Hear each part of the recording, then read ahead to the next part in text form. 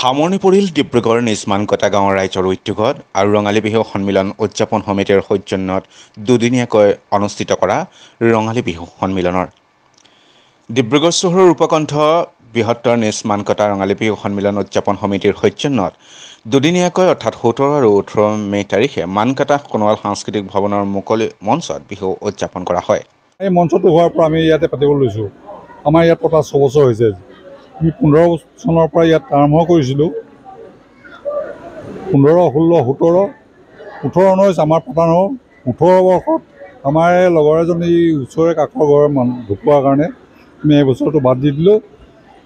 19 বৰ্ষৰ আমি ক'ভিড এইবিলাকৰ কাৰণে আমি নেপাতিলোঁ। এতিয়া ইয়াত পাতি আছোঁ। এইবাৰ পৰা ইয়াতে পতা হ'ব। অহাবাৰলৈ আমি 50খন পাতিম বুলি ভাবিছিলোঁ, কিন্তু আমাৰ সময়টো অলপ অসুবিধাৰ কাৰণে পাতিব নোৱাৰিলোঁ। আনুষ্ঠানিকভাৱে আমি পতা হ'ল। অহা বছৰলৈ চেষ্টা কৰিম আমি সোণালী বৰ্ষৰ সোণালী জয়ন্তীটো পাতিবলৈ।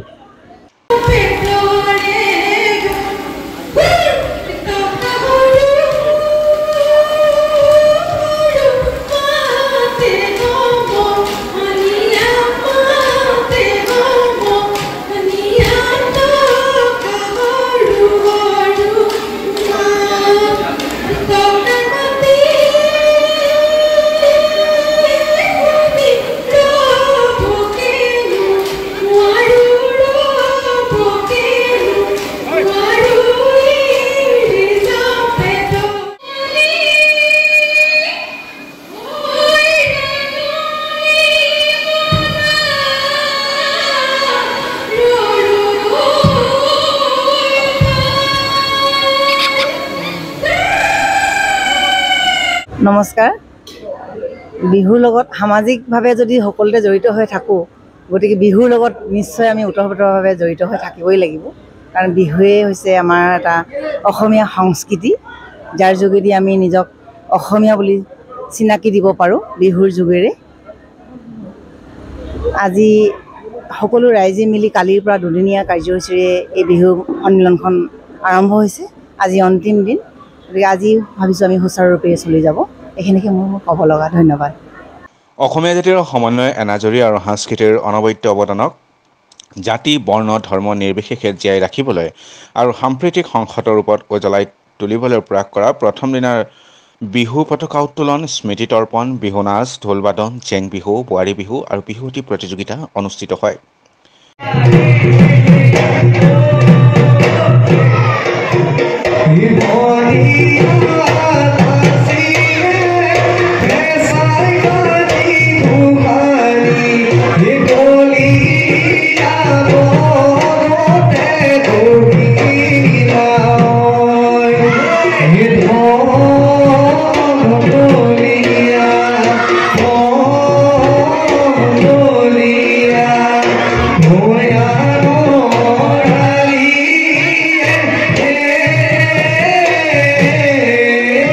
আমাৰ এইবাৰ 50 বছৰ ভোট দিছোঁ। অহা বছৰ আমি সোণালী জয়ন্তী বৰ্ষ পালন কৰিম আৰু খুব সুন্দৰভাৱে বিহুখন চলি গৈছে। আমাৰ ৰাইজৰ বিপুল সঁহাৰি, অনাগত দিনতো আমি এনেকৈ বিপুল সঁহাৰি পাম বুলি আশা ৰাখিছোঁ। আৰু যিহেতু আমি অসমীয়া জনগোষ্ঠী, অসমীয়াৰ বাপুতিৰ শাসন বিহু, এই বিহুখন আমি সুকলমে পালন কৰি যাম বুলি আশা ৰাখিছোঁ। ধন্যবাদ। অন্যহাতে দ্বিতীয় দিনা বঁটা বিতৰণী সভাৰ লগতে সাংস্কৃতিক সন্ধ্যা উদ্বোধন কৰে লোক নিৰ্মাণ বিভাগৰ অধীক্ষক অভিযন্তা তথা সাংস্কৃতিক কৰ্মী প্ৰশান্ত শইকীয়াই। নিশা মাটি আৰু মানুহৰ যিটো সম্বন্ধ, সেই সম্বন্ধটো আমাৰ ৰঙালী বিহুত প্ৰস্ফুটিত হৈ উঠে। আৰু সেই চিৰন্তন সত্যকে প্ৰকাশ কৰিবৰ কাৰণে নিজ মানকটাবাসীয়ে আজিৰ পৰা 50 বছৰ আগৰ পৰাই বিহু পালন কৰি আহিছে। চহৰৰ বিহুৰ যি চাকচিক্য চিকমিকনি প্ৰাচুৰ্য, আপুনি সেই প্ৰাচুৰ্য আমাৰ এই গাঁওখনৰ বিহুত আপোনালোকে নাপাব, কিন্তু ইয়াত পাব আপোনালোকে প্ৰাণ। বিহুৰ যিটো প্ৰাণ, বিহুৰ যিটো পৰম্পৰা, বিহুৰ যিটো পুৰাতন ঐতিহ্য, সেই বিহুৰ ঐতিহ্য আমাৰ ইয়াত পাব। আপোনালোকে চাওক, গাঁওখনৰ চাৰিওফালে পথাৰ। আচলতে আদিতে মানুহে বিহু কৰিছিল ক'ত? পথাৰত, বাকৰিত, চোতালত। গতিকে সেই চোতাল, বাকৰি, পথাৰ এতিয়া আমাৰ নিজ মানকটা গাঁৱৰ চাৰিওফালেই আছে। নগৰত সেই সুবিধা নাই। এইখন বিহু আমাৰ বিহু বুলি কোৱা মানুহৰ সংখ্যা বেছি। গোটেই গাঁওখনৰ মানুহৰ কাৰণে এইখন বিহু আমাৰ বিহু। গতিকে এই বিহুখনৰ পিছফালে এইখিনি ৰাইজ আছে, সেইটো আমাৰ আটাইতকৈ ডাঙৰ আৰু সাফল্য প্ৰাপ্তি। মানুহৰ হিৰে হিৰে সোমাই থকা আদৰৰ ৰঙালী বিহুটো তেওঁলোকে পালন কৰে মঞ্চ বিহু হিচাপে। নগৰৰ বিহুত এচাম উদ্যোক্তা থাকে, তাত কিন্তু সেই ৰাইজ নাথাকে, তেওঁলোকৰ পিছত ৰাইজ নাথাকে, দৰ্শক থাকে, ৰাইজ নাথাকে। আমাৰ ইয়াত দৰ্শক থাকে, কিন্তু বিহুখন নিজৰ বুলি নিজৰ আত্মাৰ পৰা ওলাই অহা বিহু বুলি কোৱা এচাম মানুহ থাকে, আৰু সেইটো আমাৰ সফলতা। আমি এনেকৈ পুৰাতন বিহু আমি পালন কৰি গৈ থাকিম, আৰু যাতে আমাৰ বিহু বৈশিষ্ট্য নগৰৰ চিকমিকনি কৰি থকা নগৰৰ মঞ্চ বিহু যাতে ধ্বংস কৰিব নোৱাৰে, সেইকাৰণে আমাৰ এইটো পদক্ষেপ।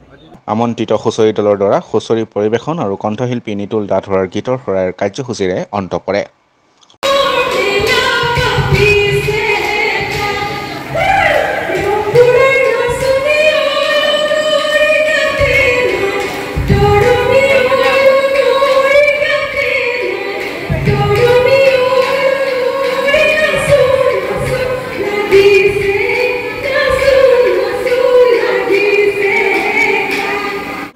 জয় জয়তে আপোনালোকৰ চেনেললৈ মোৰ ধন্যবাদ জ্ঞাপন থাকিল। এই বিহুৰ যোগেৰে আমাৰ সমাজখনৰ এটা সুবাৰ্তা আনিবৰ বাবে আমি প্ৰতি বছৰে এই ধৰণে বিহু পালন কৰি অহা হৈছে। এই বিহু আজি নহয়, আজি 50 বছৰত ভৰি দিয়া হ'ল। আগন্তুক বছৰত আমাৰ সোণালী বৰ্ষৰ আমি চিন্তা চৰ্চা কৰি আছোঁ। নিশ্চয় আমি ৰাইজৰ সহযোগ যদি পাওঁ, নিশ্চয়কৈ সেইখন মঞ্চ আমি সুকলমে পাতিব পাৰিম বুলি আশা কৰিছোঁ। এই বিহুৱে আমাৰ সমাজখনৰ এটা সুবাৰ্তা সদায় দিয়ে, আৰু আগলৈও পাই থাকিব আৰু ভৱিষ্যতেও পাই থাকিব।